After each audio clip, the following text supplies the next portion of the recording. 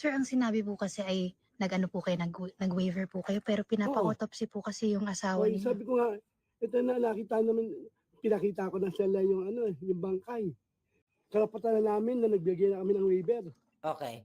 Nakita niyo, 'di ba, nakita niyo yung reaction. Puwede bang tumanggi yung pamilya ni Cabral na ipa-autopsy yung kaniyang katawan?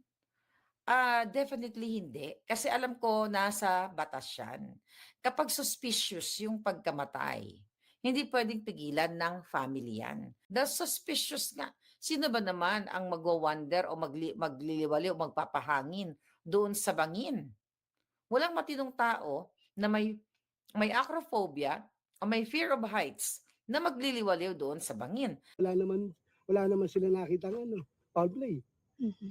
Okay, wala daw silang nakitang foul play. Hindi makikita 'yun kahit sinong eksperto unless na mayroong what?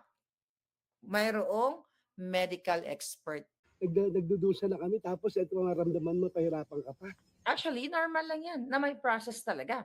Katulad ng pagkamatay dito ni Tantoco. Tinapos muna ang examine sa kanyang katawan bago 'yun inuwi sa Pilipinas. Kaya na-rule out 'yun at inamin mismo doon sa medical legal expert ng asawa ni Paulo Tantoco na si Dina Arroyo Tantoco na undersecretary ni Bangag, Office of the President, na nagpulburon sila. Naniniwala po kayo aksidente po yung pagkahulog Oo. niya?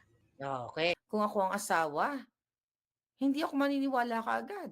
Pagdududahan ko lahat ng mga nakasama ng asawa ko. Teka muna, yung driver, baka tinulak. Nagpaplano kami ng Pasko na yung pamilya kasi kaya ayoko ano yung mga anak ko, mahuhuli sila. Dapat ang sagot yan, nakakalungkot kasi nagpaplano kami na magkakasama kami. Usually magkakasama naman talaga ang family, lalo sa Pilipinas. Pero eto pa yung nangyari sa amin na hindi ko akalain bilang asawa, gagawin ko ang aking makakaya na mapanagot kung meron mang foul play ito. Hindi nga ito ordinaryong citizen, hindi sila ordinaryong citizen.